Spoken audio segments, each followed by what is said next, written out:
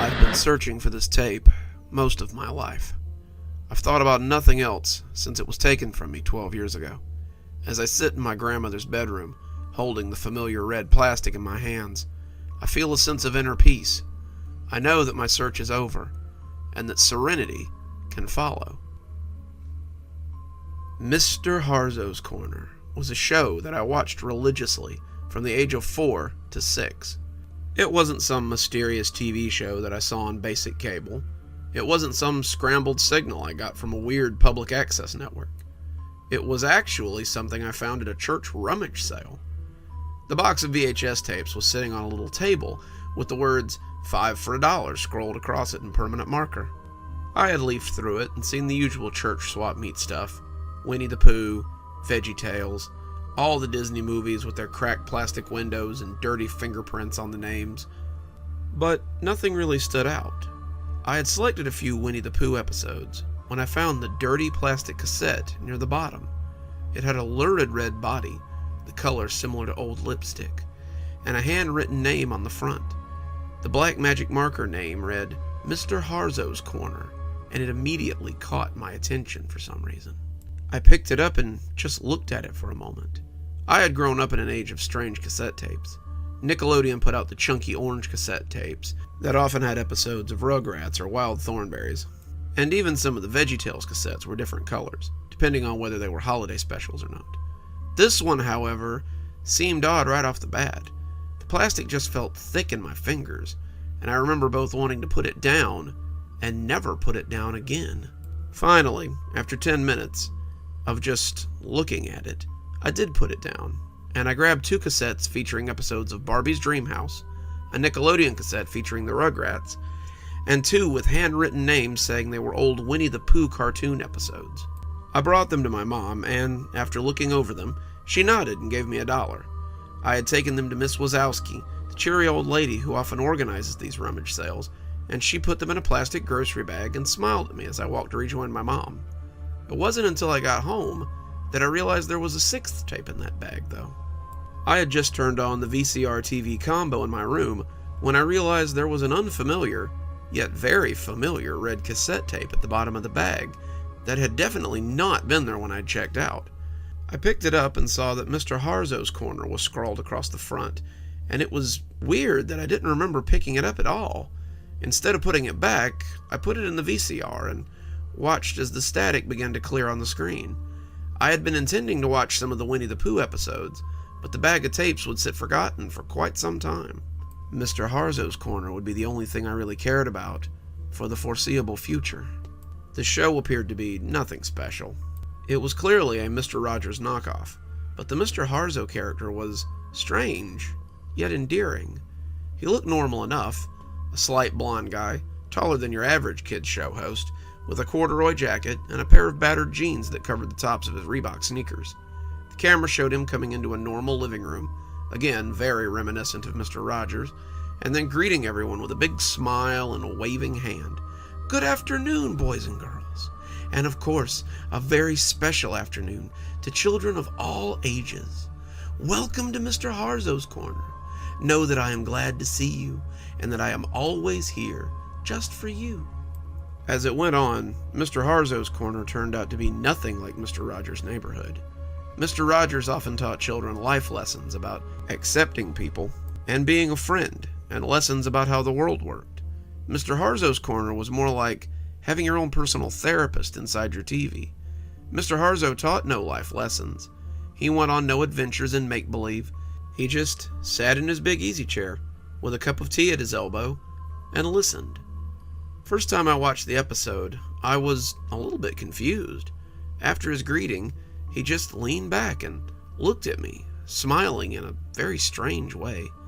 His smile was warm, inviting even, but he seemed to be waiting for someone on the other end of the camera to begin talking. He just sat there staring at me, and I began to become a little creeped out. Even at 4, I knew it was a little bit unusual for adults to just sit there and stare at you. I remember reaching out to hit stop on the tape when suddenly Mr. Harzow cocked his head and seemed to speak directly to me. "Leaving so soon? I understand. Well, I'm glad you came to see me today. I hope you'll come again very soon. My fingers stopped over the button. Was he talking to me? It seemed like he had been, but this was just a VHS tape. This was an age before interactive tapes, and the idea that the VHS could talk to you was a little eerie, but also a little bit interesting. When he had spoken directly to me, I remembered feeling a little sad that I was leaving already.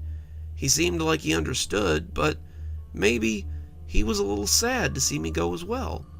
I recalled my hand, and that big grin spread across his face again. Changed your mind? I'm so glad. So why don't you tell me about your day? I'm sure I'd love to hear all about it. I sat for a moment, thinking about what to do. Finally, I told the smiling stranger on the tape about my day. I told him about my mother and going to the rummage sale, about finding his cassette tape, about bringing all the cassette tapes home, and discovering that his cassette tape was in with the ones I had bought. I told him I hoped I wouldn't get in trouble for having 6 instead of 5 cassette tapes, because my mother would think I had stolen it and she would get mad. Through it all, Mr. Harzow just sat and nodded, smiling his smile and listening as if I had the most interesting things in the world to talk about. Even at 4, though, I began to think that this was just someone pretending to listen. I remember thinking back to shows like Dora the Explorer, where Dora would ask a question and then pretend to listen to your answer. No matter what you told her to do, whether it was to go towards the next thing she had to do or sit in the grass and look at the clouds, she always came up with the right answer and went off to do what she was supposed to. I assumed that Mr. Harzow would do the same. He would interrupt me any minute now, just like Dora did if you spoke for too long, and start on some pre-scripted bit of dialogue. But he didn't. He sat and listened politely until I was done speaking. Then he nodded and answered me as if we were two people having a normal conversation. It sounds as though it's been an exciting day for you. I'm glad you got to go and do something important, something that you enjoy. It's a real honor to be part of your life, and I hope we can be friends for many years to come. I spent the rest of the day in my room, talking with Mr. Harzow and telling him about my family, my home, and my life. He always seemed interested in my stories, and he always listened with that big smile and that fatherly way of talking about everything. My mom called me for dinner, and he said he would wait for me to come back. When I returned, he was still sitting and looking at the screen like I had never left. He asked me about dinner, and we talked until it was time for me to go to bed. Will I see you tomorrow? He asked, and I assured him that he would. I nearly left the TV on and just went to bed, but something told me that might be a bad idea. Not because the tape was cursed or haunted, but because Mom might come in and find it on. She might talk to Mr. Harzow, and Mr. Harzow might decide to be her friend instead of mine. The thought of losing Mr. Harzow, even after such a short time, made me feel furious, and I turned off the tape and went grudgingly to bed. I spent the next 5 months with my nose pressed against the TV screen, and Mr. Harzow listening to all my problems and woes. When my mom grounded me after the dog knocked the lamp over, he listened and consoled me. When my dad accidentally bumped me and I fell down the last 3 stairs, he was the one who told me it would all be okay. Every childhood problem, every unforeseen event, Mr. Harzow was there for me. It wasn't just that he listened. It wasn't even his advice that made me love him so. When Mr. Harzow talked to you, you felt like you were the most important person in the world. His attention was the most important thing you could ever have, and my 4-year-old brain drank that attention in. I became hesitant to leave the house, making up excuses why Mom couldn't go places, since I'd have to come with her. I wanted to spend every waking moment with my new friend, but something on the horizon would leave me with even less time with my dear Mr. Harzow. When I had to start kindergarten, Mr. Harzow told me how it would be new and exciting, and how he wanted to hear all about it when I got home. I attended kindergarten for about a week, coming straight home to lay on the floor of my room and talk with my new friend. When Mom got a new job. She had landed a job as a tech support supervisor for a new company, which meant she couldn't take me after school anymore. Dad worked in a prison, so he was almost always at work. It began to look like I might have to go into after-school care. I was understandably upset about this, because it would limit the already slim time I had to chat with Mr. Harzow. Fortunately, there was an alternative. My grandmother agreed to take me after school. My grandmother lived alone, my grandfather having died before I was born, and I think she was excited about watching me. Grandma had been very sad since my grandfather's passing, and it had turned her into a quiet shell of her former self. My mom always talked about what an outspoken and vivacious woman my grandmother had been when she was younger, and now it seemed like I might get to meet this new grandma. As bad as it sounds, I wasn't really all that interested in any of it though. I simply wanted a place with a VHS player so I could watch my tape. At first, that was all we did too. Grandma would pick me up from school, asking how my day had been, and asking what I might like to do once we got home, and I would tell her that I wanted to watch my tapes in the den. She would offer to bake cookies with me or maybe take me to the park, but I was fully invested in the silky voice of Mr. Harzow. I would come in and lay my book bag down and go sit in the den for hours as I talked quietly to my good friend about everything and anything. He smiled when I told him about my grandma and said it was nice that I was keeping her company. Grandmothers are such a valuable resource of knowledge, and the fact that you have such a good relationship with yours is truly special. I agreed, but I was still very guarded about the tape. I would often turn it off when Grandma brought me snacks or asked if I was interested in going outside. I didn't want her to see Mr. Harzow, and I think I was still afraid that she would take him away from me if she saw him. She would want him to be her friend, and then I would be unable to see him since he would want to spend all his time with her. Mr. Harzow never said as much. All of his advice was placidly given through the TV after he had sat and listened to me. But I knew that if I coveted this tape, then others might as well. Over time, Grandma did manage to coax me out of the den. I was 5 after all, and the smell of cookies or the promise of ice cream had a talismanic effect on me still. Mr. Harzow became an after-dinner friend, a rainy day friend, but I still found myself wanting to spend as much time with him as I could.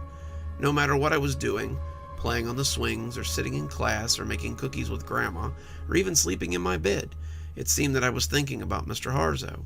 I would find myself hungry for any time I could get with him, and there were nights that I quietly whispered to him from the floor of my room as my parents slept not too far away.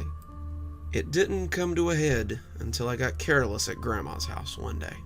It had been the best day my 6-year-old brain could remember.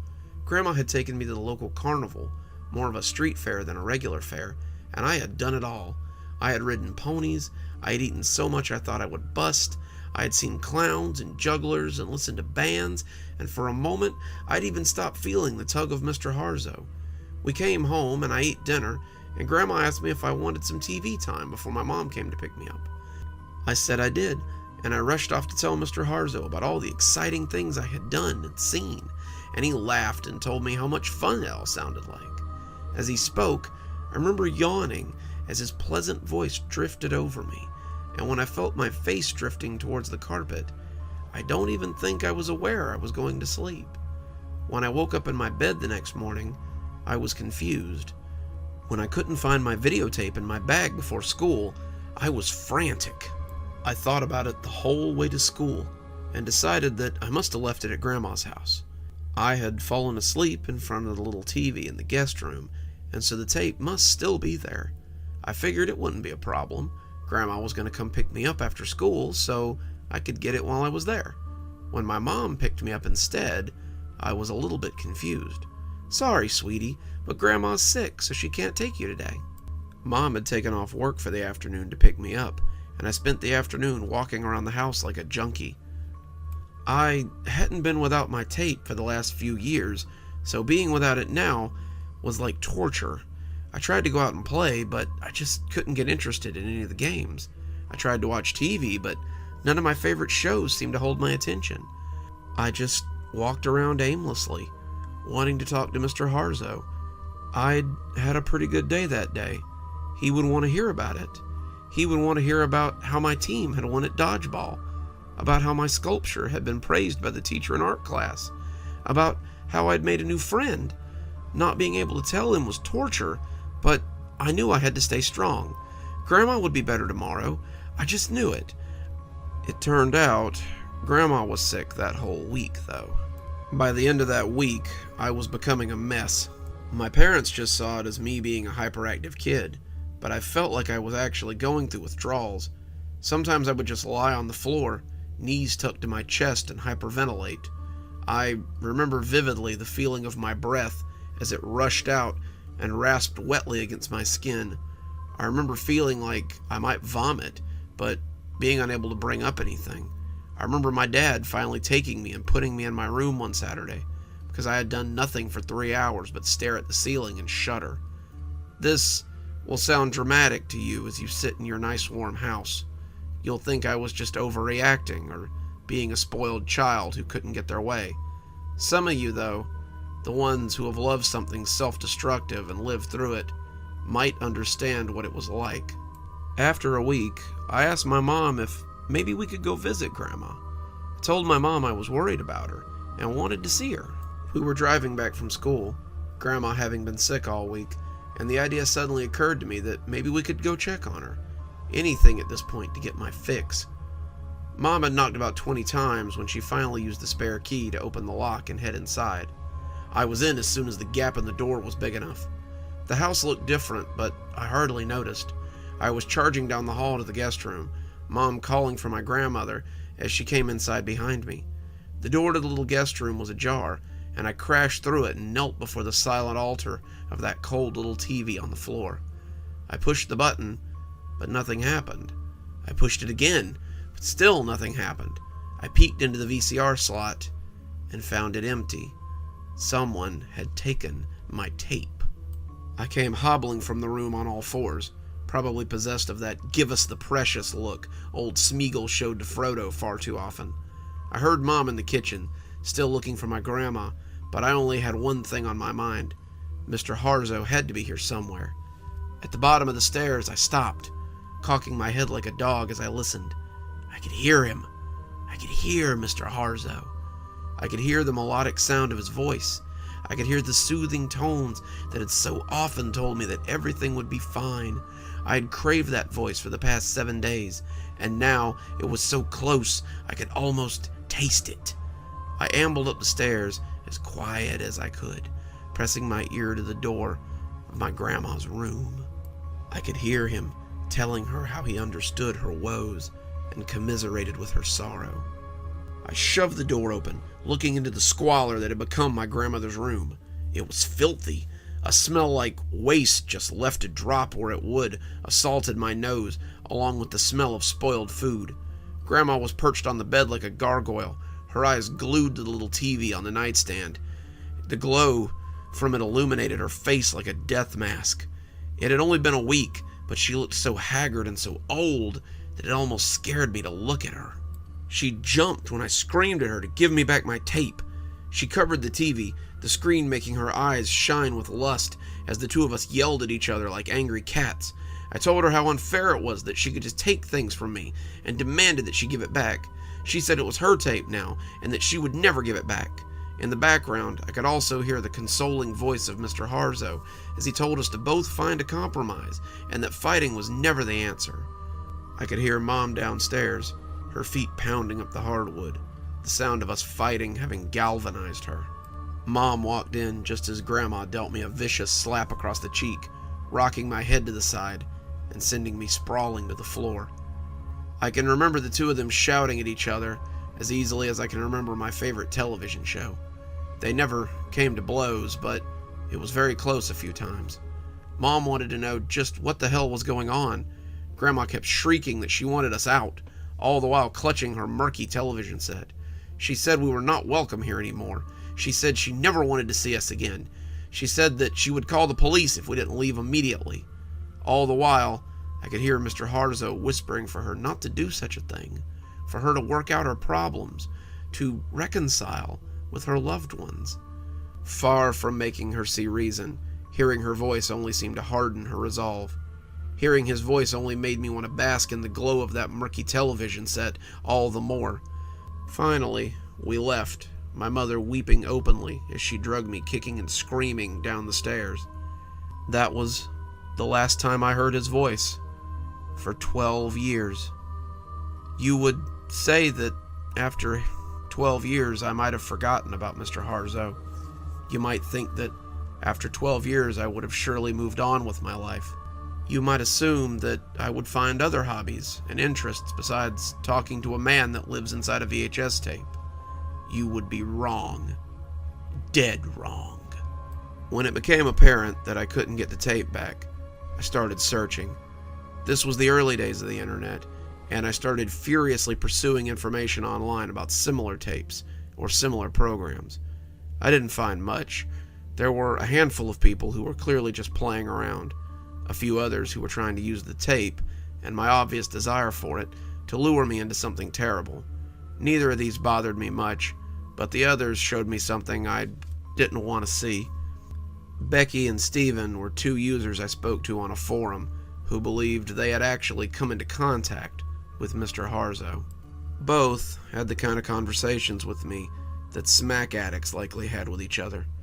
They spoke of their time with him lovingly, their words painting a picture of almost worshipful need. Becky said she had spent 10 years with Mr. Harzow before her mother had taken her television and thrown it out.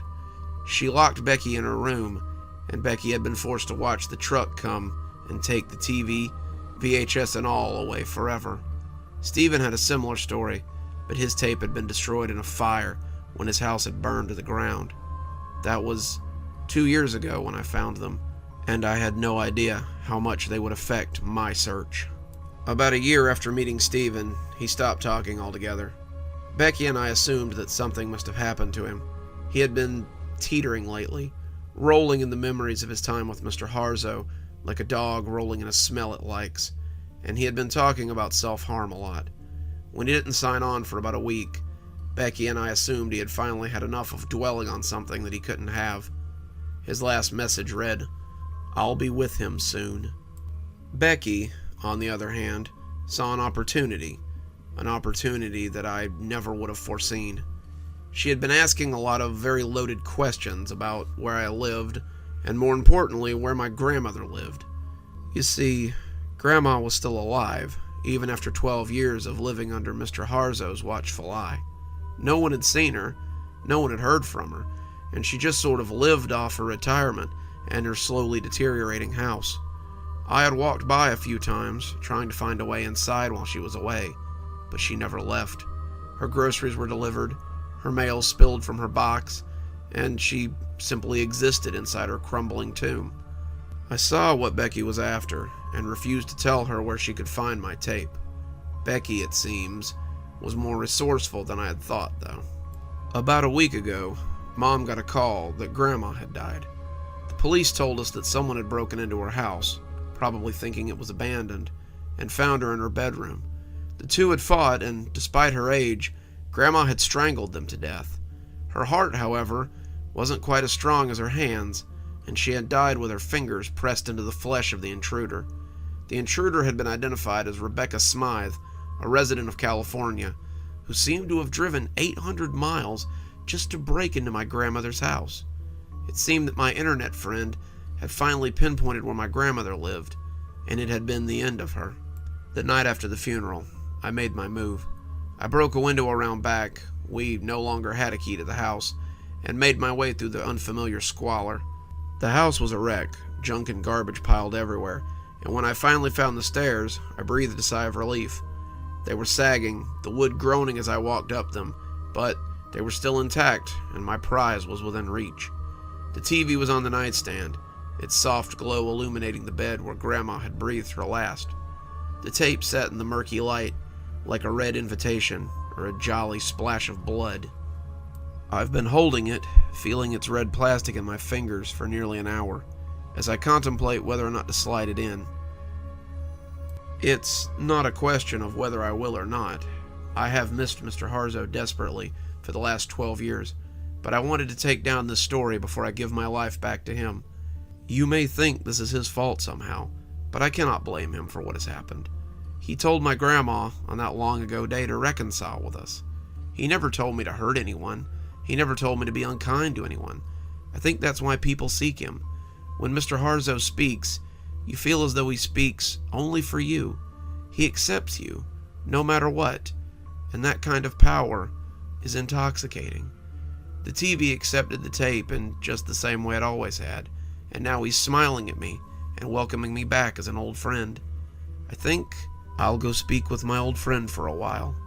I think I'll go speak with him for the rest of my life.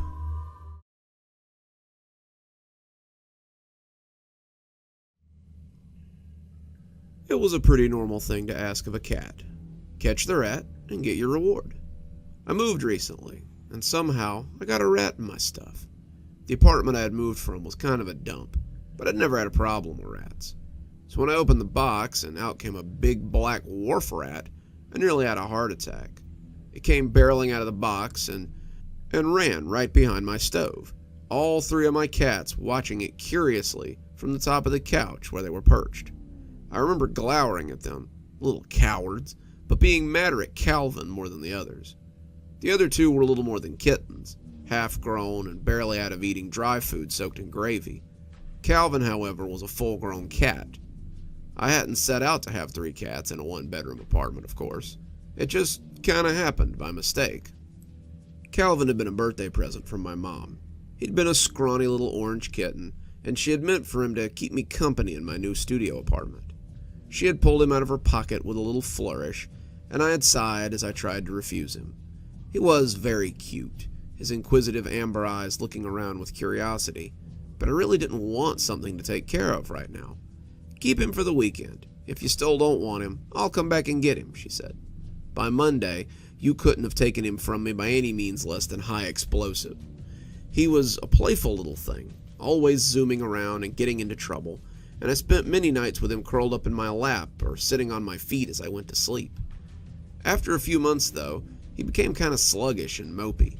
I talked to a friend of mine, and she said he was probably lonely. She told me that cats are social creatures, and that it might perk him up if he had a little playmate. I talked to Mom, and she told me that the lady she'd gotten Calvin from had just had another litter of kittens. Calvin's brother cousin would probably be ready to leave his mom soon, and I could have a little friend for Calvin to play with. That's how Hobbs came to be my new addition. Before he could even arrive, though, I found Grayson. I was just walking through the Dollar General parking lot, just wanting to get a few things for dinner, when this pathetic little mew from under a giant truck caught my attention. He was a half-starved little gray kitten, scared and lost and looking for help. He was too small to even fight me when I picked him up and put him in my shirt pocket. I picked up a few things while I was inside, a water bowl and some wet food, and Grayson joined my growing little brood of cats. Calvin hated him at first, hissing and spitting at this interloper. But after a few weeks, I saw them playing and running together like old friends. Grayson seemed to idolize Calvin, and when I brought Hobbs home, the two of them hissed and spit at him until they finally accepted him as part of their world. The Littles, as I started calling them, followed Calvin around ceaselessly, and he was a good big brother and showed them how to be productively mischievous, as house cats often are. Then, when I got a raise at work, finally making the sort of money that could change my life, I moved out of my dingy studio apartment and into a nice 2-bedroom in a better part of town. And now, I had a rat. I spent the first 2 weeks in my new apartment ignoring him. I could hear him scuttling around, but I hoped he would leave on his own. I had 3 cats after all. Rats are supposed to leave if they smell a cat, right? This fellow didn't care about the existence of my timid little felines, though. He ate my snack cakes from the cupboard, tore into my breakfast cereal, and chewed holes in my bread and dry goods. After the 3rd morning of grabbing a cereal box and finding the contents spilling out onto the linoleum, I got angry. That's when I started trying to get rid of the damn rat. I put out traps, I put down glue boards, I bought poison and put it out in places that I knew would be hard for the cats to get to. I filled any hole I could find with steel wool and spray foam and hot pepper granules. When that failed to get the results, I hired an exterminator to come and have a look. To my surprise, he put down traps and bait and said he'd be back in a week. I rolled my eyes after he left, thinking that I had already done all of that. When that failed to get any result too, I started getting desperate. I bought those little noise generator things that are supposed to drive rats crazy. I bought candles that are supposed to make them go nuts. I used essential oils and left out different smelly foods that are supposed to drive them away. Nothing made any progress, though. That's when I really started to get angry at my cats. I shouldn't have taken out my frustration on them, but I was becoming ridiculous. There's 3 of you. How is it that you can't catch one freaking rat? He's been eating your cat food too, you know, chewing holes straight into the bag. Are you really going to let him get away with that? The 3 of them just stared at me blankly, not understanding a damn thing I said. Okay, how about this? The first one of you who gets that rat gets a can of wet food. The good stuff, too. The $3 a can stuff." That seemed to perk them up. Once the cats were out of kittenhood, I had weaned all of them off of wet food. I hadn't given them wet food in nearly 6 months, and they had spent the last 3 months mewing and looking at me expectantly anytime I opened a can of soup or ravioli. Cats aren't stupid. I had always suspected as much, and the way the 2 smaller ones looked at each other left little doubt that they were plotting something. Grayson and Hobbs were younger than Calvin, and they often worked together to manage mischief pretty well. Calvin, on the other hand, looked thoughtfully and stared off at the kitchen. Later that night, as I curled up in bed, I noticed that Calvin was missing from my usual cuddle pile.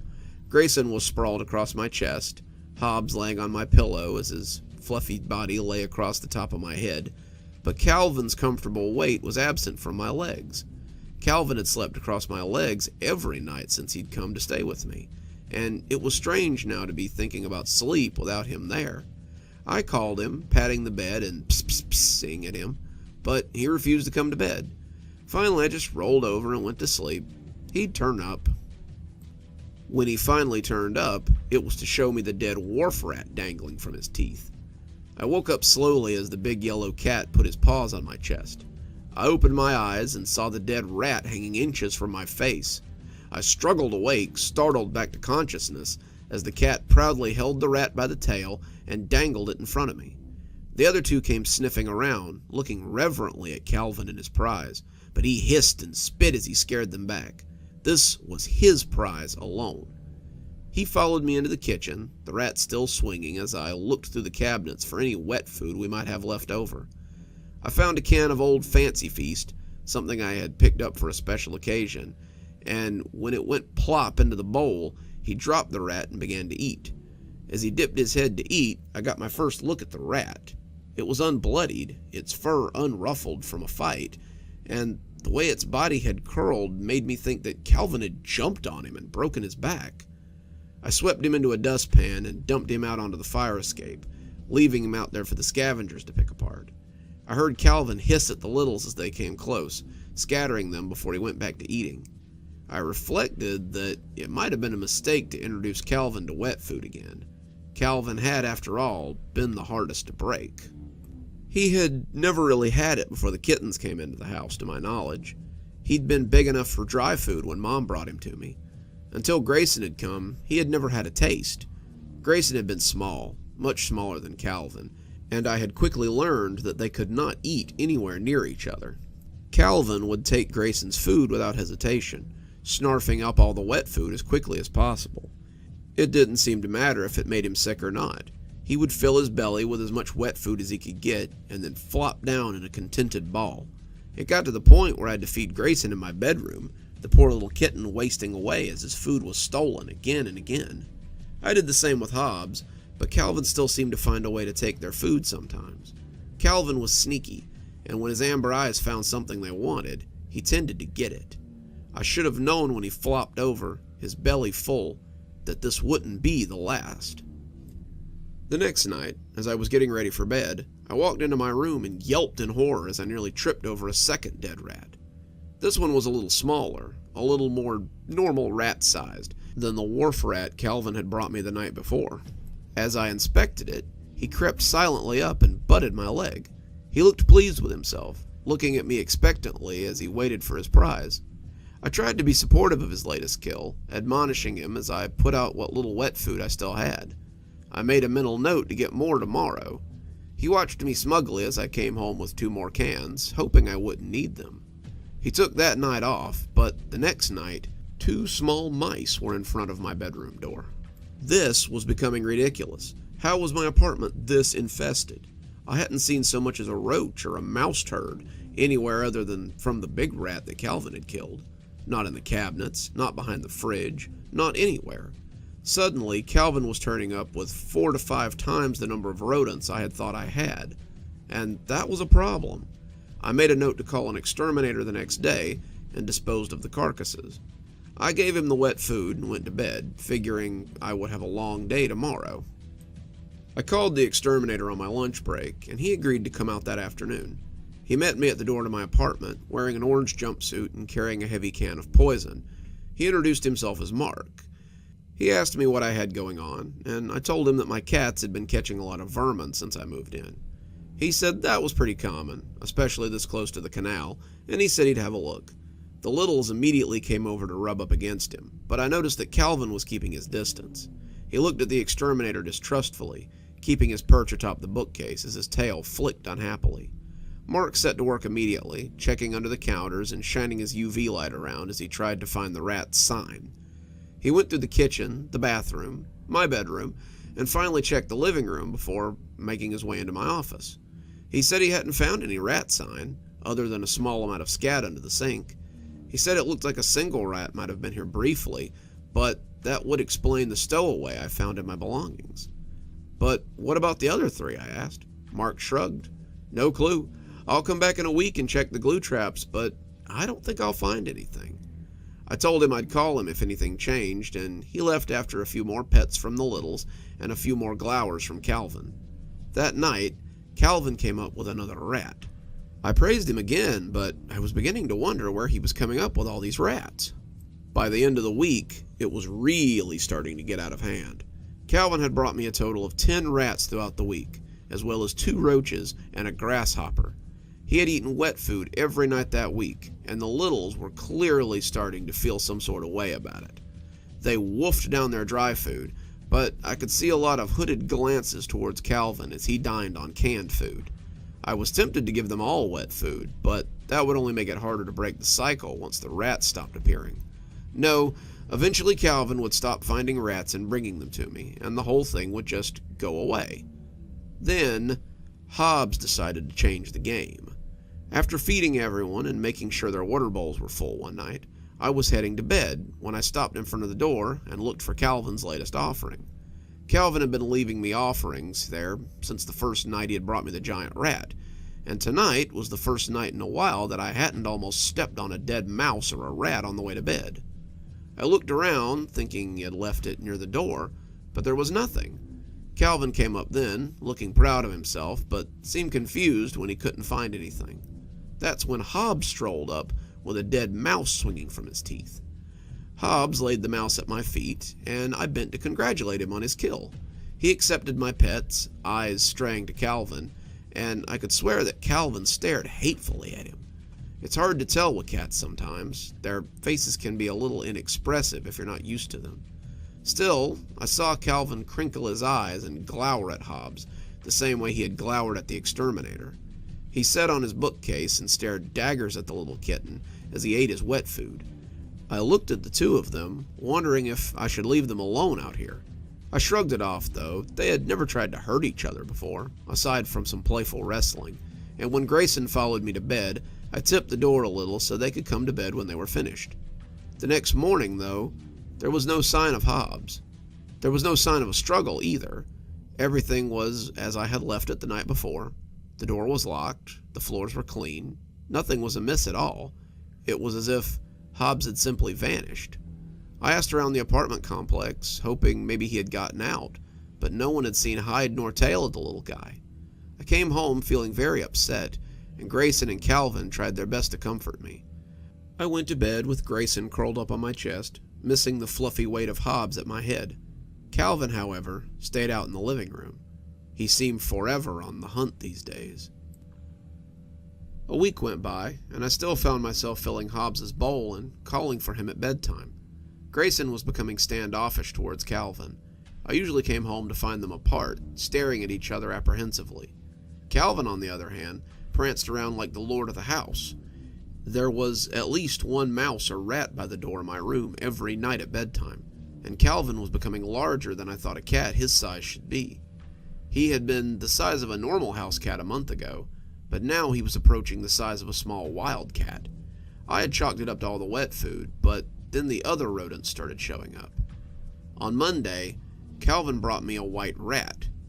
Calvin had started bringing them to me himself, lest we have another Hobbs incident where someone else took credit for his handiwork. When he set it down, I remembered thinking that it seemed oddly filled out for a wild rat. The rat had been taken care of and looked as though it had been fed regularly. I gave Calvin a hard look, but he only looked at me mildly with those amber eyes as if to say, "It's a rat, wet food now." I sighed and opened him a can, Grayson following closely at my heels as we went to bed. On Tuesday, Calvin brought me a squirrel.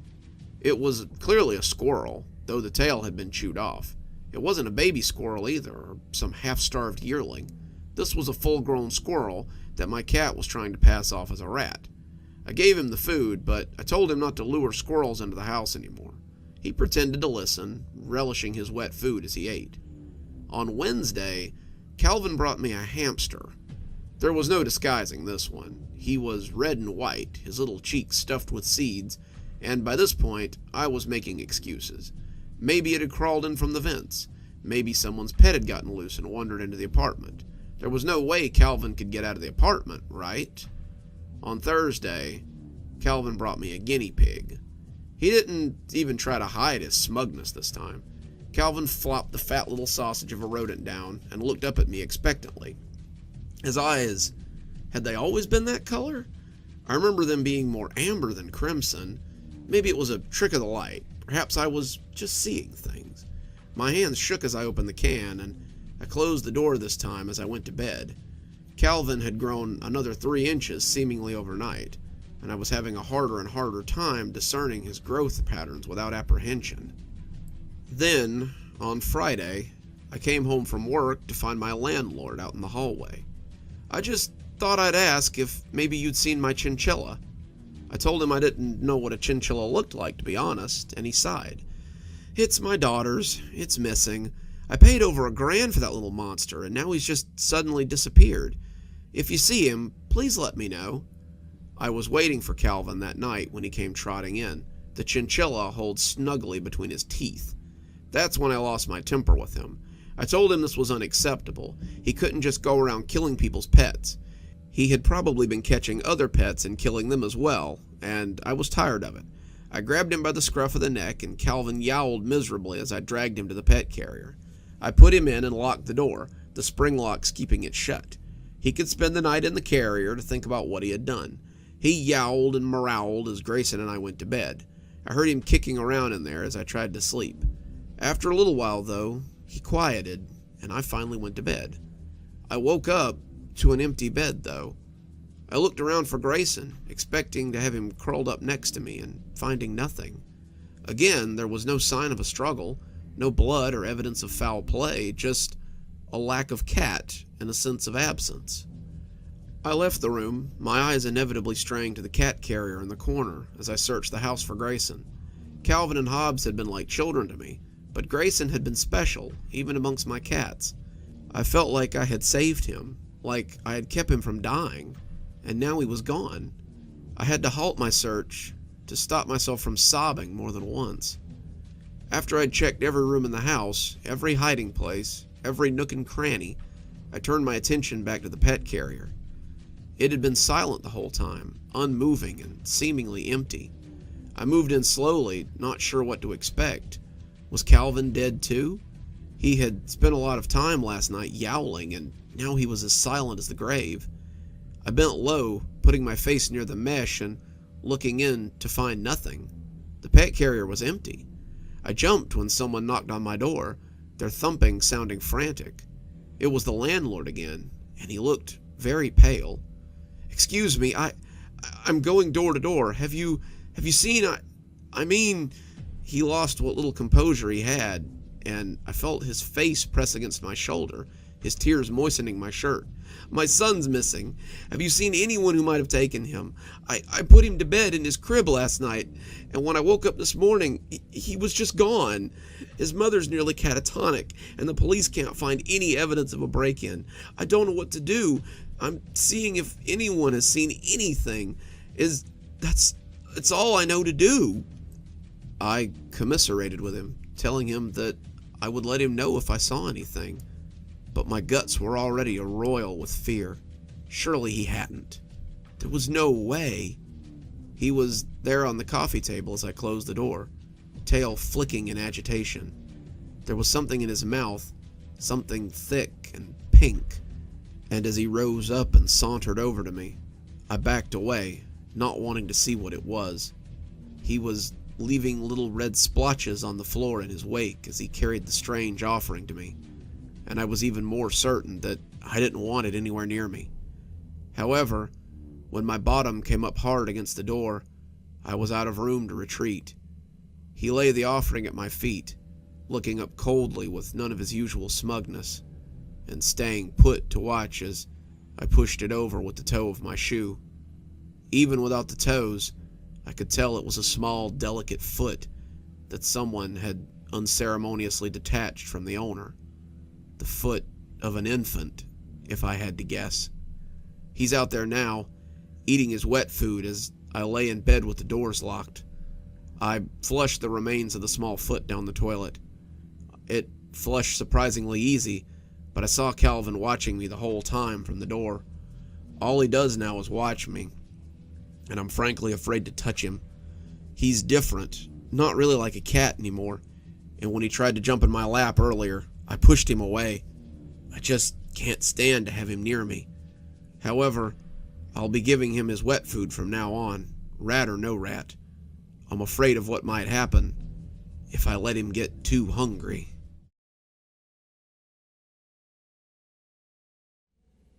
I'm an Uber driver in the Atlanta area. It's a great place to be an Uber driver, and there's always someone who needs a ride somewhere.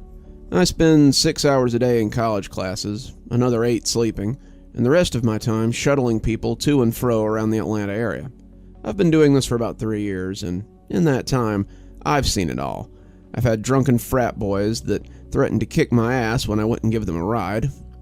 I've had annoying, nagging passengers who've constantly made me want to pull my hair out. I've seen the occasional cheating spouse hoping not to get caught, the local celebrity on their way to an event, the online influencer who thinks they're way more important than their subscriber count would suggest, just to name a few. I've had my fair share of funny moments too. The man and his potential lover who met his wife on the sidewalk, the 2 ladies deciding to go get a drink after they had thoroughly screamed at him, never gets old. And I've also had some scary times. The lady with the neck wound who nearly bled out in the back of my car after her boyfriend just pushed her in and ran off came to mind, for certain. Despite all my experience, though, this story definitely falls under the weird category. Well, I guess we can upgrade it into the scary category, all told.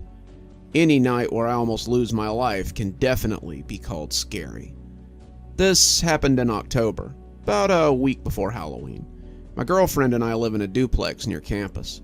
I've lived there for about 4 years, and she's lived there for about 6 months. We were taking a semester off since none of the classes we needed were available in the fall, and on the night in question, I was hurrying to get ready so I could drop her off at the airport before I started working. She was going on a weekend trip to see her parents in Virginia, and I'd have the house to myself all weekend.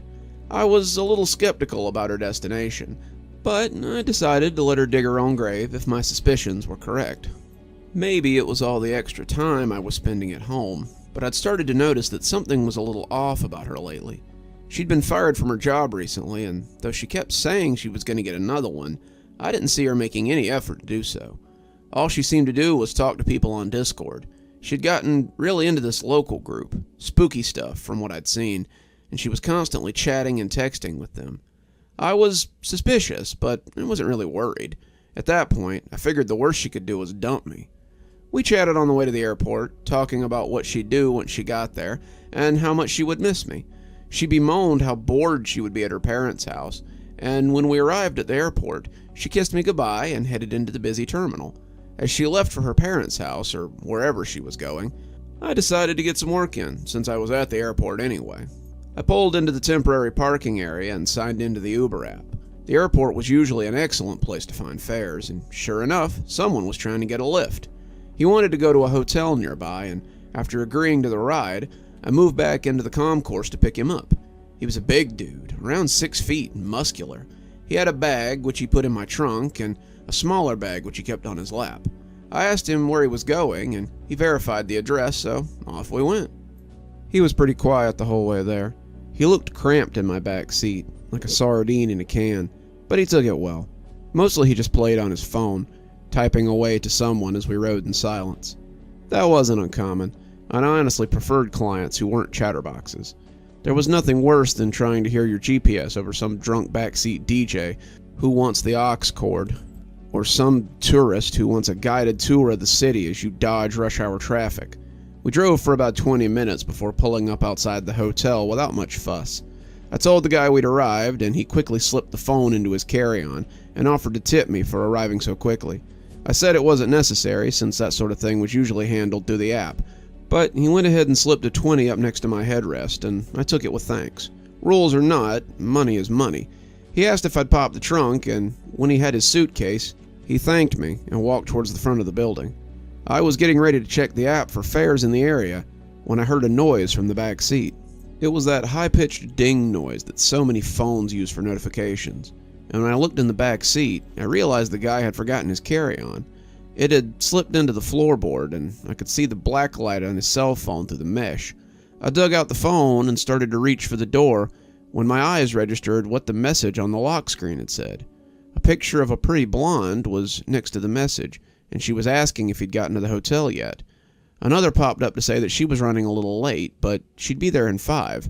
She couldn't wait to meet everyone, and she was so glad that she had finally done this. And it was about time they all got together, and the picture was of my girlfriend. I just stared at the phone for a few minutes before someone honked at me, and I drove into a parking spot. A cab had just pulled up behind me, and as I parked, I couldn't help but notice when my girlfriend stepped out and walked to the hotel. She still had her suitcase, her furry boots, her parka, the leggings that she had left the house in, and she smiled hugely as she looked at the hotel. She clearly hadn't seen me, which was good because I had about 1,000 questions I would have likely bombarded her with. She was supposed to be on a flight to Virginia, but instead, it looked like she was meeting some random guy from Discord. Was she cheating? Cheating seemed to be the most obvious answer, but why? We'd never had any problems. Our relationship had been smooth since the beginning. Why now was she... The phone dinged as another message popped up, but this one was from a different guy. "How many have arrived?" he asked. My girlfriend responded, "5, Master. Damien seems to have lost his phone, but he's here too." I had meant to check for fares in the area, but instead I found myself watching the phone as the messages rolled in. I was in full information gathering mode now, and anything I could come back with would help me in the long run. If this was a misunderstanding or something, I wanted to know before I melted down on my girlfriend. As it stood, though, it was beginning to look very sketchy. I couldn't open the phone, of course. It was one of those fingerprint lock ones that wouldn't open without a password or a fingerprint, and since I knew neither, all I could do was watch the dialog boxes come up. The boxes only stayed for a couple of seconds, and often the messages were too long for the boxes to contain the whole thing, so I was forced to read a little at a time. What I read made me think my initial suspicions might be off. At first, it looked like she was meeting people at a hotel for an unspecified event. As I waited, I saw other people approach, their faces matching the images on the app. I was pretty sure that these people were the ones she was waiting for, because their arrival at the desk was followed by confirmation that someone else had arrived. After 8 or 9 of them had gone up, they began talking to the mysterious Master. The more they talked, the more I realized that this wasn't a weird sex thing. The group started talking about the Ascension and the altar site, to which he responded that they would learn more tonight. He asked my girlfriend if the sacrifice was ready, and she informed him that it would be there when the time came. He quoted some verses that sounded pseudo-biblical and referred to them as the coven several times. The more I read, the more I began to believe that she might be part of a cult instead. I sat outside the hotel for several hours, and as it got dark, he told them that the preparations were taking longer than expected. He told them they should meet him at the altar site and sent directions, which I got about half of. He told them to be there before dark, and like a flock of birds, they came from the hotel and moved towards cars parked in the parking lot. I ducked down, not wanting to be seen, and I watched as she got into a late-model black sedan. The sedan drove away in a convoy of other vehicles, and since I didn't have all the directions, I cranked my car and followed them. As they moved out of town and got onto the highway, I tried not to make it obvious that I was tailing them. The freeway was busy. It's close enough to end-of-day traffic that I can hide in a crowd, but as we left the interstate, it became harder to blend in. As the sun sank, I saw the turnoff for the access road, their cars kicking up dust as they rumbled down the gravel road. I didn't want to lose them, wherever they were going, so I pulled off the road for a few minutes before following. It turned out they were heading for Panola State Park. As I drove down the bumpy outlet road, the sun started to set for real. The trees started leaning in on me like hands in a funhouse, and the road was so narrow that if someone decided to leave, I'd be in for some trouble. The darkness had swallowed my car before I reached the end, and all at once, my headlights created beacons of light in the encroaching blackness. The park was beautiful during the day, but in the late night shadows, it had a spooky look to it that only wooded areas in fall can pull off. I suddenly had Blair Witch flashbacks as I trumbled through the spooky backdrop. My girlfriend was definitely into some weird stuff here, weirder than even my imagination could have conjured up, and I knew that I needed to get her out of there before things got bad. When I reached the end of the outlet road, I found a dark parking lot with several cars in it. It must have been a campground at one point or another. I could see a bathroom and a picnic area off the parking lot, and the lot was flanked with lights that no longer seemed to work. I turned off my lights and got out of my car, but when no one immediately came out to get me, I figured they had moved on. I snuck around the building, and sure enough, they were bathrooms. One was a men's room, and one was a women's room. Both were unlocked, but the doors had that broken-into look. Someone had set up a couple of tents in the shadowy space between the building and the forest, but so far I'd seen no one. As I took a step towards the tents, however, a bright light sprang up to my left, and I saw a large bonfire crackling in the woods. It was off to the side of the campground, and for a moment, the sudden flash left me glare-blind. When hands caught me under my arms and dragged me forward, I was momentarily unable to fight back. By the time my eyes adjusted to the sudden flare of the lights, I was already close enough to feel the bonfire's heat and hear the chanting of those around it. It had been low at first, but now it had reached a fever pitch as they drew me closer to the fire. I struggled, but the two men who had me were much bigger than I was. I was pretty sure that one of them was the fare I'd had earlier, and we came up just short of walking into the fire. A robed man in a lacquered mask stepped up and raised his hand for silence, the chanting tapering off as they turned towards me. We stood in silence for 30 seconds before the masked man spoke.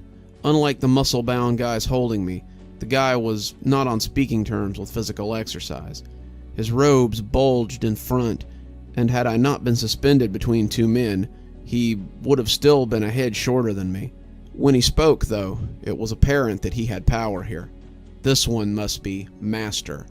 As I told you, as Sister Serenity said, the sacrifice has arrived. Another robed figure moved away from the group and stood beside the fat robed man. She was about my height and had shoulder-length blonde hair. When I met her gaze, I realized it was my girlfriend.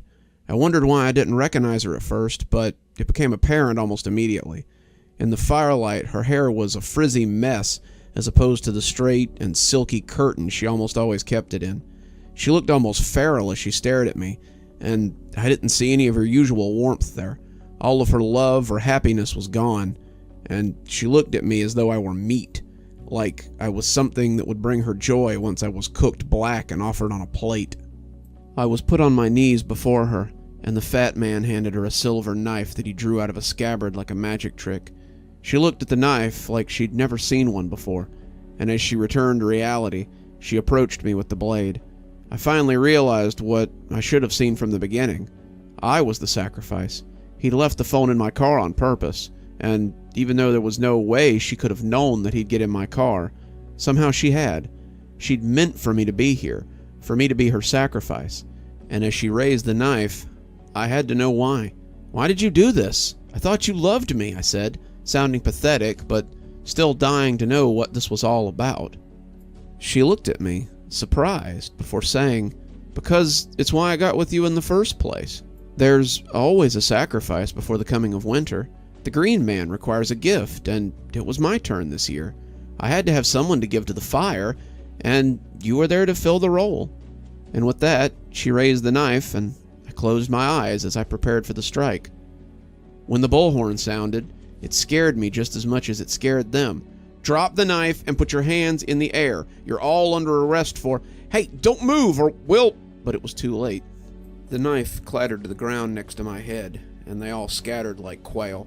I was dumped, face first to the ground, unceremoniously, as my two captors beat feet for the woods.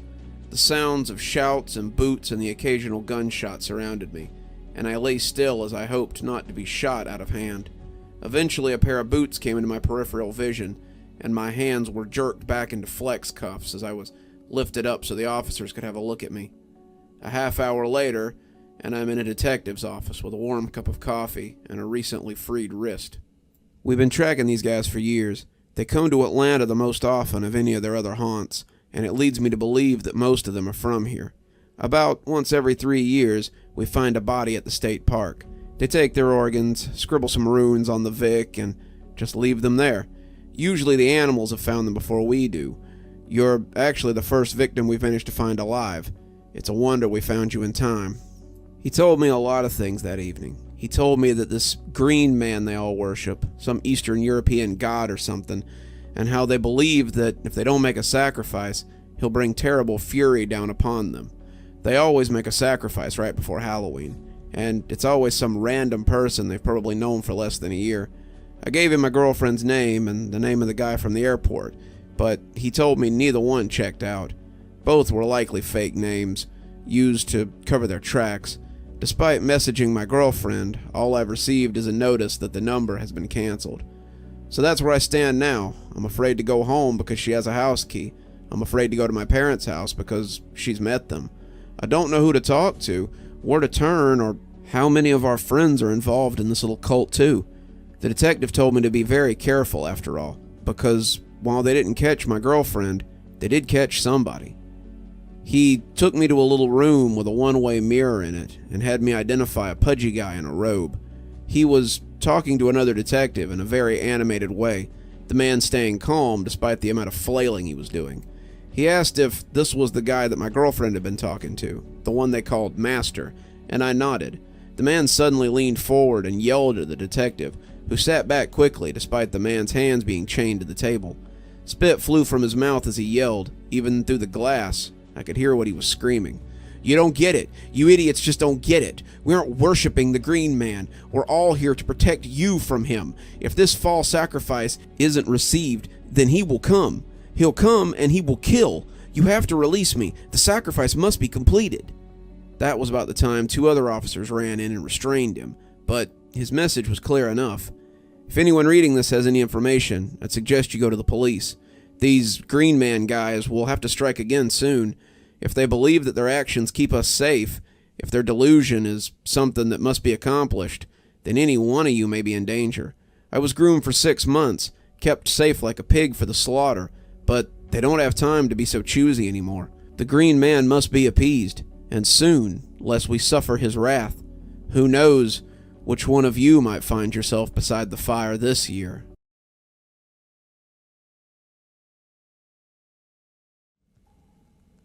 I envy these kids nowadays. That probably makes me sound like an old fart, but they really do have a lot more options than we did when we were their age. My youngest is neurodivergent, while my oldest has ADHD, which is bad enough to sometimes give him terrible anxiety. We have any number of things around the house to help with said anxiety.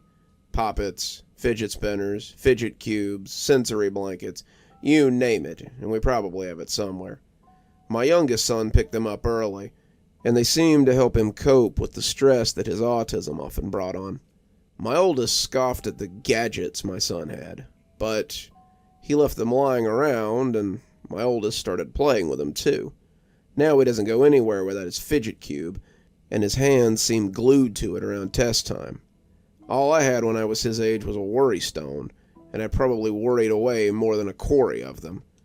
So when my youngest left his karmagami on the living room floor one afternoon, my first exposure to it wasn't exactly positive. If you're unaware of what those are, they're these little revolving toys that have different patterns on each of the faces.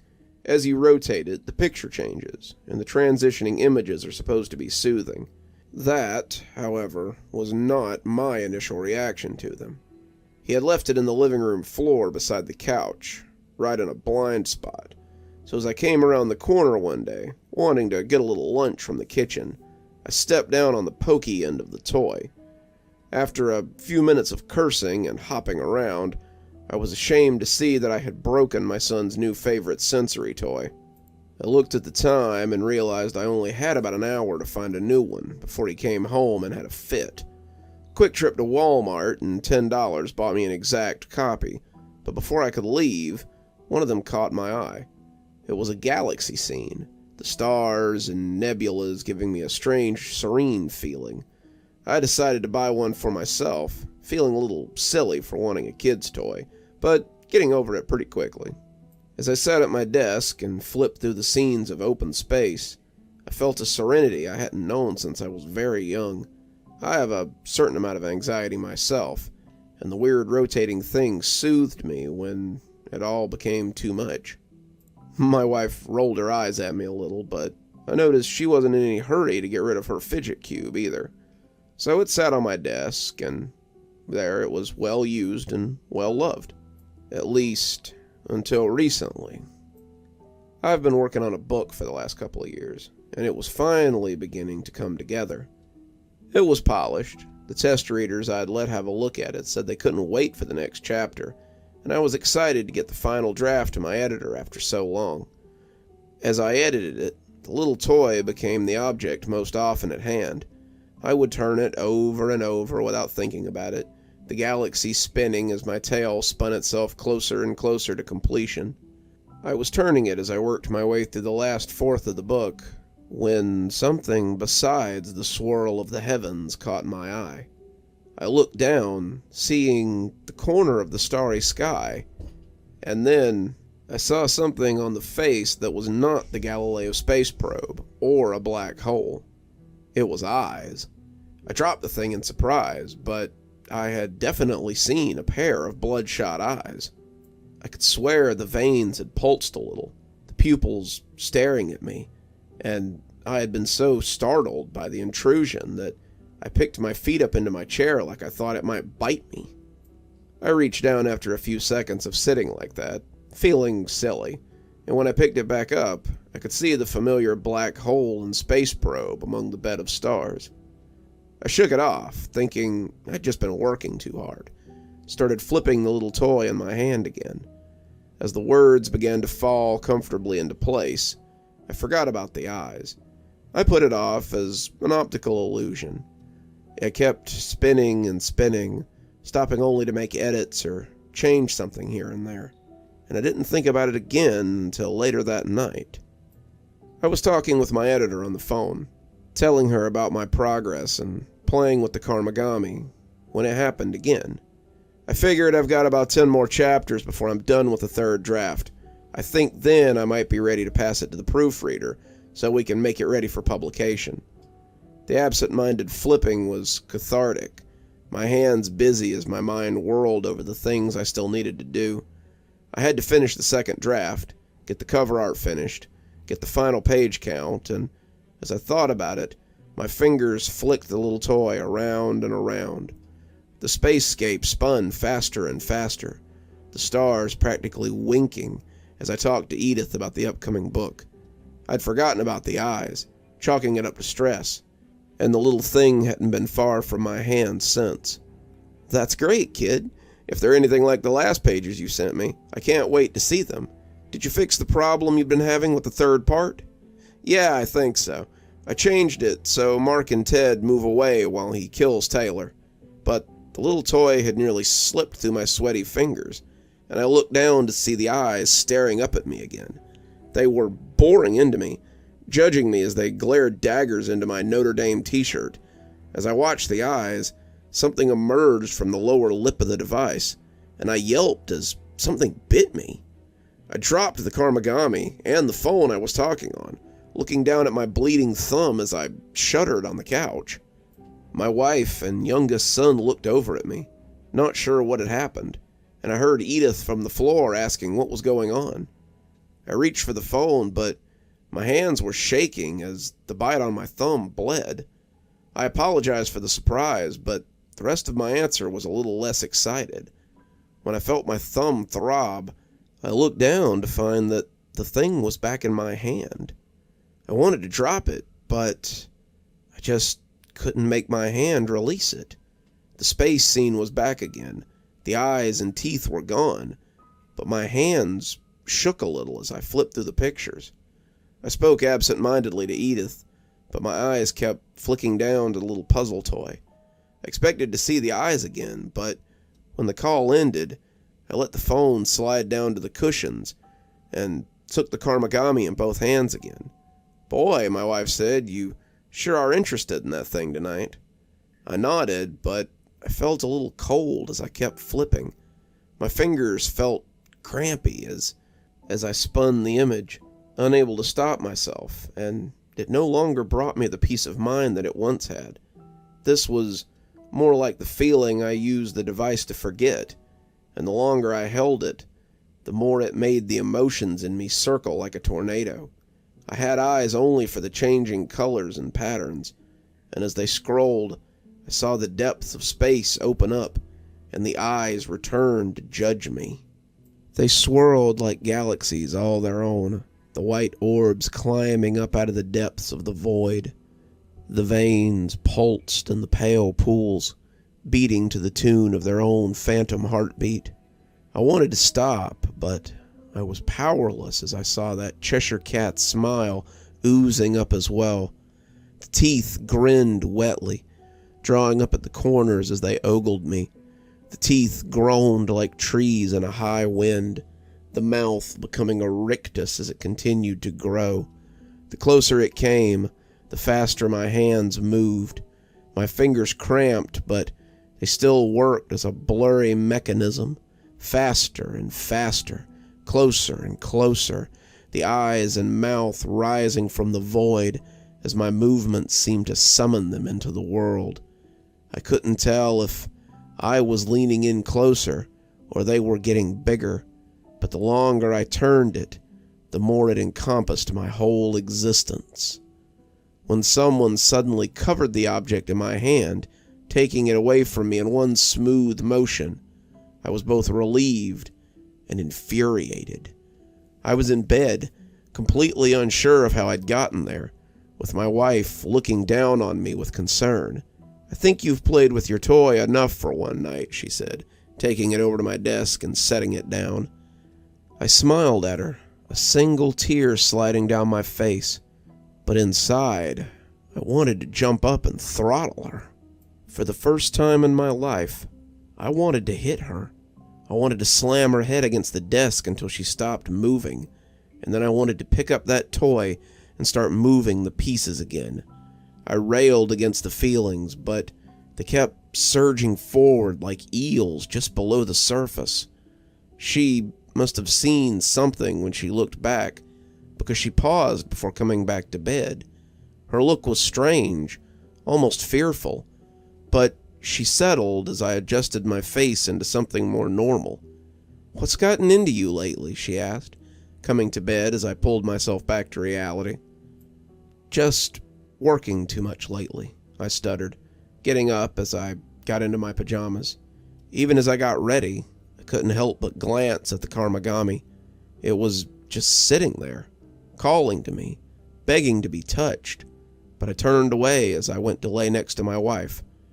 The urge to hurt her had passed, and as we settled into bed, I felt like my old self again. I just needed a little distance from my favorite worry stone, and as I drifted off, I made a mental note to just let it sit there tomorrow. I closed my eyes and opened them in a dream void. I was floating naked in space, a long umbilicus sprouting from my navel. I was drifting, moving towards the last thing I expected to find out there. It got bigger the closer I floated, and I expected that it would suddenly burst open and reveal a bright flash of light. Maybe this was where the eyes came drifting from, though I'd certainly never seen it on the stickered background of my fidget toy. The door was massive, roughly 20 feet tall, and it only got bigger the closer I got. As it loomed up before me, I suddenly found myself not wanting to sit in that shadow. I didn't understand how it still had a shadow. Did things have shadows in space? I didn't know, but I didn't want to come anywhere near this thing, as little say as I seemed to have in the matter. It opened suddenly, as I had expected, bathing my eyes in star-dazzling light. As I shaded my eyes to see what was coming through, I saw those glittering teeth as they opened wide and came down loudly around me. I came awake with a deep gasp, finding only my sleeping wife in the dark room. It was still on the desk then, that hateful pyramid, but I don't believe it stayed there long. When I woke up the next morning, my fingers ached, and I was already spinning the galaxies in my hand. My arms were shaking from exertion, the eyes and mouth already growing as they threatened to break the bonds of the karmagami. I threw it away before I could think better of it, and when it burst against the wall, my wife snorted before falling back asleep. I just sat there for a moment, hands extended, not sure where I'd found the nerve. It was the last thing I had wanted to do, but now that it was star-strewn pieces on the ground, I felt more at peace than I had in days. It couldn't haunt me anymore, couldn't make my fingers cramp, my head ache, but even as I slid back under the covers, I could feel my fingers wanting to work the puzzle yet again. When I woke up and found it sitting on the desk, right where my wife had left it, I almost cried. Over the next few days, the little thing was my obsession, despite my better judgment. If I was awake, the little puzzle was spinning, spinning, spinning in my hands. My pages were forgotten, my family ignored. I couldn't help it. My mind was consumed by nothing so much as freeing whatever was trapped inside this thing, even though I was truly terrified of it.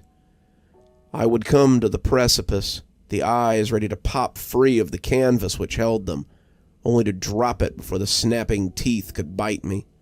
I would resist its pull for a few minutes, an hour at the most, but then I'd come to and find it in my hand yet again. My wife stopped nagging me about it after the second day, just sighing disgustedly anytime she saw me fiddling with it. At some point, she left to take the kids to school, and they didn't come back. I was aware of them the same way I was aware that every 8 hours I needed to eat, but I don't think it truly registered as something to be worried about. The phone was ignored, sometimes my body functions as well, and before long I was simply sitting on the living room floor in my own filth, my fingers rustling the drapes a little as they worked the picture at an eye-watering pace. I'm in one of my little breaks now, the device thrown against the wall as I try to resist the urge to use it. I took the time to get this down, hoping it would find someone, anyone, who might be having a similar problem. Sometimes the things that bring us joy are also the thing that destroys us. I don't know what sort of otherworldly being resides in this hunk of plastic and adhesive pictures, but it gets closer and closer to being born every time I pick the karmagami up. For your own sake, if you ever see the eyes, don't fall into the same trap that has me. If you see the eyes, throw it away and forget it by any means possible. She was the perfect woman. I have no idea how I managed to catch her attention. Our relationship, our marriage, it was all perfect, except for one thing that neither of us could have foreseen. We met in college. She was working towards her English degree, and I was studying business. My major required me to take an English course, as did hers. And when she asked if the desk next to mine was taken, I was almost too stunned to answer. Kathy was beautiful in that artless way that some women have, and she smiled as I fumbled over my answer. That would have been the end of it for most people. I had fumbled my one chance, but Kathy wasn't like other women. She told me later that she had found it endearing, and she suspected that she was already a little bit taken with me when she sat down. When I saw you from across the room, I just knew that I wanted to get to know you better. We talked a little bit before class, comparing schedules and going over the usual getting-to-know-you chit-chat. When the teacher arrived and class began, I found myself snatching little glances at her as she bent over her notebook. She caught me looking once, and to my surprise, I saw her smile at me. I was smitten after that smile, and when Kathy invited me to have lunch with her after class, I didn't even have to think about it.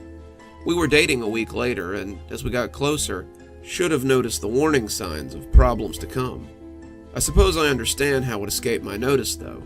Few people would have considered utter peace and pure relaxation a problem.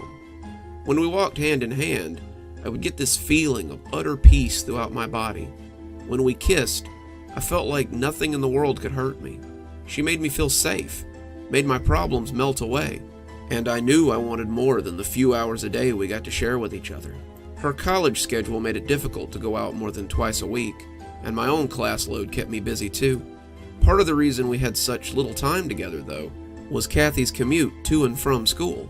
Kathy lived an hour and a half from campus, and couldn't begin to afford an apartment on her meager student income. The job I worked, plus the leftover grant money I had, paid the rent on my studio apartment, but not much else. Another person paying rent was nice, but I couldn't say that was the only reason that I offered to let her live with me. I also wanted her close to me. She made me feel good, made me feel safe. Being in her presence made the dark world in which I lived more tolerable, and I wanted that for more than a few hours a week. I offered to let her move in, and after a week of mulling it over, she agreed. That weekend, we combined our meager possessions, and I slept like a baby in her arms that night. As we began to spend our evenings together, the problems became more apparent. Problems is a terrible word for it, because in the beginning, it was more like a godsend. When we sat on the couch, our hands linked, I would find myself getting drowsy. When we would cuddle on the couch, our bodies pressed together, I would lose minutes at a time, and my eyes would grow heavier and heavier. The feeling of peace I found in her presence put me at ease, and that ease led to some of the best sleep of my life. I would sleep more deeply than I ever had before, and wake up after 8 hours refreshed and ready to start my day. Kathy seemed pleased with the attention. She'd only been with one other person before we started dating, but I could tell that she wondered why I hadn't slept with her yet. Some women's feelings would have been hurt by this, but Kathy had been raised in a very religious household, and must have assumed that I was simply waiting till marriage. The truth was that, while I would have loved to have slept with her, the sleeping was the problem. Whenever we got close, my arms around her and our bodies pressed together, I would find myself blinking and suddenly losing long periods of time. Sometimes she would lead me to bed, sometimes she would just sleep with me on the couch, but I would always wake up next to Kathy with a deep feeling of fulfillment. I had assumed that she was feeling the same way. I often thought that maybe this was the feeling that we gave each other, and it made me feel good to bring her the same sort of peace that she brought me. This went on for about 6 months, and I thought that things were going well. We went out to dinner, we had friends over, we went on dates, and seemed to be living together with few problems. I had been tentatively looking at rings, preparing to pop the question and make it official. Besides the matter of intercourse, I thought we were happy. Then one evening I came home from class to find her crying on the couch. I hadn't seen her that day. She'd been absent from the one class we had together, and when I'd called her, she said she was feeling sick. It was nothing serious, she maybe had a cold or something. I'd told her to feel better, hanging up so that I could get to my next class. But as I saw her looking up from her cupped hands, I knew something was definitely wrong. I had never seen her cry before, and it was so alarming that I could do little else but go to her and wrap my arms around her. She wouldn't tell me what was wrong, but I wish now that I had pressed her. I wrapped her in my reassuring arms and tried my best to comfort her in her time of need. My reassuring arms quickly turned into drawing her close and wiping her tears away. This soon led to kissing, which led to touching, and then to the bedroom. I won't bore you with the details, but I think you know how it ended up. I woke up the next day, her hands lightly stroking my hair, and fresh tears running down her cheeks. It was our first time, and I couldn't even remember how it had gone. When I asked her to marry me a month later, she seemed overjoyed. We had been living together for half a year now, and our love for one another was pretty clear. She wore my engagement ring with pride, showing it off to her friends, and we began to plan our wedding.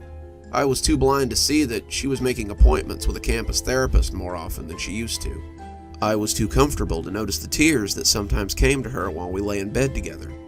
I was too wrapped up in my own feelings to notice the prescriptions that appeared in the medicine cabinet. I was just so comfortable that I never wanted it to end. It's easy to get tunnel vision when you're spending all your time in the tunnel of love, I suppose. After that first time, however, I did make efforts to be better in the bedroom. Kathy was patient with me, seeing that I was trying, but I often found myself trying one moment and waking up the next. She was always quick to reassure me that it was nothing to be ashamed about, but I knew it hurt her deeply to have a partner incapable of being intimate with her. So, I set out to find the reason for my sleeping fits. And so, I began to make doctor's appointments of my own. I said that the appointments were for her benefit, but I was honestly more concerned that I might have a real problem brewing. The last thing I wanted to discover at 22 was that I was a narcoleptic or had a problem with my brain or something. I explained what was happening to my doctor, and he was helpful, if not a little over-jovial. Kids your age shouldn't be having any sort of problems in that department, but we'll get you checked out, he assured me, with a smile and a pat on the shoulder. I was tested for every sleep disorder imaginable. I was given prescriptions of my own, but none of them seemed to work. I took supplements, signed up for new drugs that had just hit the market, and joined medical test groups. Despite all this, though, no one seemed to have any answer for what was going on. I was just so comfortable with my fiancée that I couldn't help but fall asleep in her arms. It would have been sweet if it wasn't worrying me to no end. We had decided on March for our wedding, the first anniversary of our meeting, and I was determined to make it special for her. I was as helpful and dutiful as a boyfriend/fiancé could be. I went with her to every stage of the planning. I picked out cake toppers, helped with seating charts, picked out menus, visited and put down a deposit on the venue, and comforted my soon-to-be wife every step of the way. The saving grace, of course, was that I could put my performance issues down as pre-wedding jitters as the day crept closer and closer. The wedding was easily the happiest day of my life.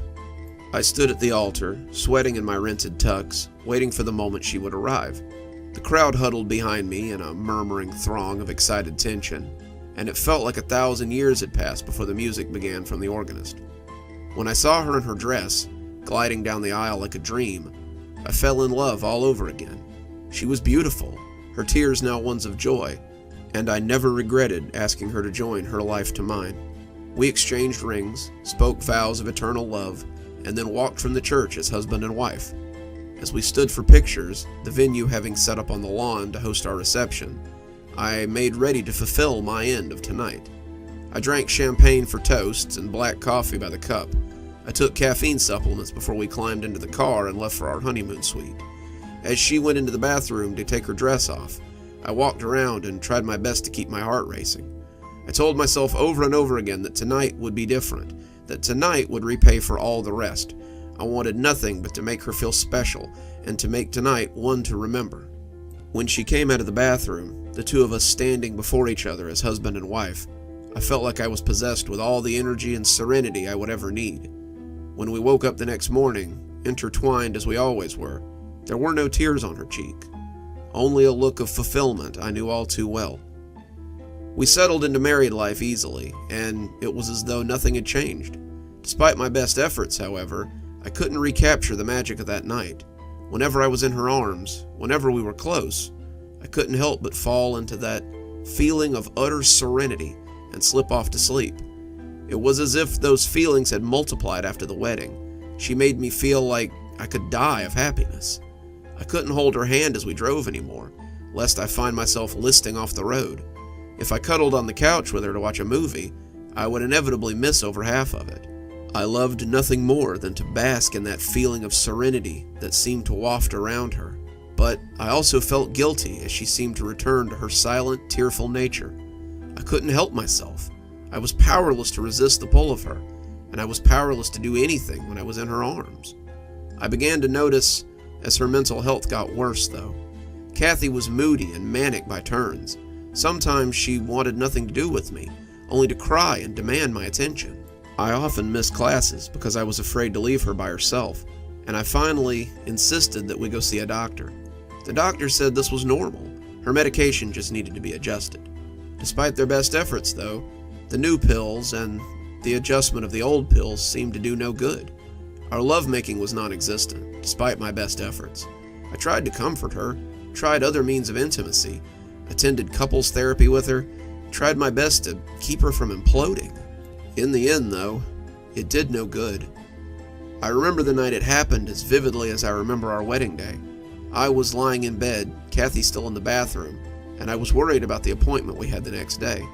They planned to try her on a new battery of medications, and Kathy seemed to be willing to give it a try.